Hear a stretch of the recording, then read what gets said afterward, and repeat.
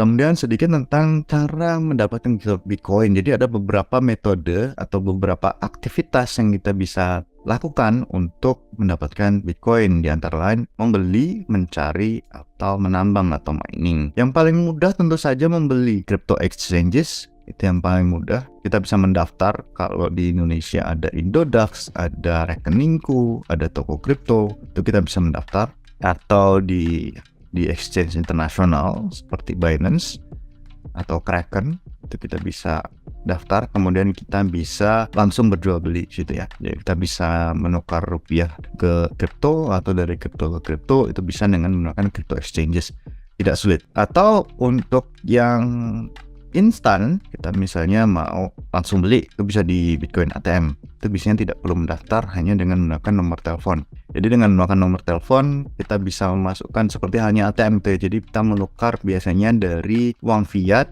misalnya rupiah atau Australian dollar ke Bitcoin. Ada beberapa Bitcoin ATM yang menerima pertukaran dari uang fiat ke Bitcoin dan dari Bitcoin ke uang fiat gitu ya. Tetapi ada juga yang memang khusus untuk menukar dari fiat ke Bitcoin saja, tapi tidak menerima sebaliknya, itu ada.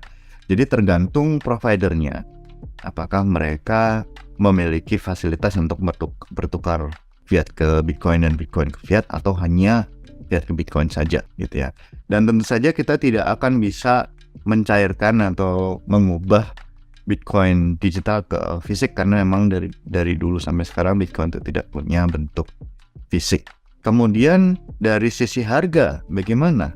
Antara crypto exchanges dan ATM Bitcoin, tentu saja lebih mahal yang Bitcoin ATM karena providernya hanya satu gitu ya. Kalau di crypto exchanges kita bisa melihat orang itu berjual beli, jadi kita bisa mendapatkan harga yang lebih tinggi di situ. Akan tetapi misalnya persyaratannya tinggi, misalnya kita harus melakukan verifikasi identitas gitu ya, misalnya dengan menggunakan foto, dengan menggunakan identitas KTP atau paspor, atau di crypto exchanges. Tapi kalau di Bitcoin ATM biasanya relatif lebih cepat gitu, atau lebih instan gitu ya kalau kita mau. Tapi memang harganya lebih tinggi di Bitcoin ATM. Jadi kita harus bayar lebih mahal untuk membeli Bitcoin di Bitcoin ATM. Cara berikutnya untuk mendapatkan Bitcoin adalah mining. Sebenarnya mining ini tidak cocok untuk semua orang gitu ya.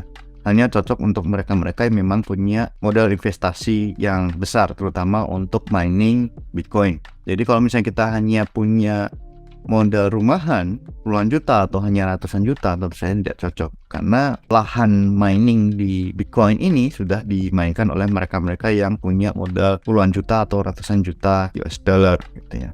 Jadi seperti itu degree-nya, persaingannya seperti itu. Jadi mereka yang punya usaha mining itu memiliki fasilitas yang besar, misalnya dari sisi berapa jumlah minernya. Jadi dia menggunakan ASIC miner, Application Specific Integrated Circuit. Jadi mereka punya ribuan bahkan ratusan ribu ASIC miner gitu ya di dalam fasilitas mereka. Mereka juga di dalam punya sebuah semacam gudang gitu ya yang besar untuk ASIC miner ini. Kemudian juga harus punya pendingin, karena ASIC miner ini kan panas ya kalau dipakainya 24 jam sehari, 7 hari dalam seminggu, jadi tidak pernah mati. Dibayangkan betapa panasnya kalau tidak didinginkan itu ya. Jadi fasilitas pendinginnya juga luar biasa besar gitu. Jadi umumnya kalau mining Bitcoin itu di negara-negara yang bersuhu panas seperti Indonesia itu kurang cocok. Biasanya di tempat-tempat yang dingin gitu ya. Ini seperti menjalankan server farm ya, atau peternakan server gitu ya. Kemudian juga harus ada maintenance. Misalnya ada yang rusak, itu harus kita kelola, itu harus kita ganti atau kita matikan. Kemudian bagaimana kita mengelola mining software-nya. ASIC miner ini kan hanya berupa hardware. Itu harus dikontrol dengan menggunakan mining software. Nah, itu bagaimana kita mengontrolnya, mengelolanya, kita melakukan setting yang tepat gitu ya. Itu dengan mining software. Kemudian yang mining pool itu misalnya orang yang mau bergabung, orang punya mining power yang kecil, dia mau bergabung untuk mendapatkan hasil yang meskipun kecil atau karena dibagi-bagi tapi relatifnya stabil gitu ya. Misalnya satu hari mendapatkan 0,001 Bitcoin, itu bisa bergabung di mining pool.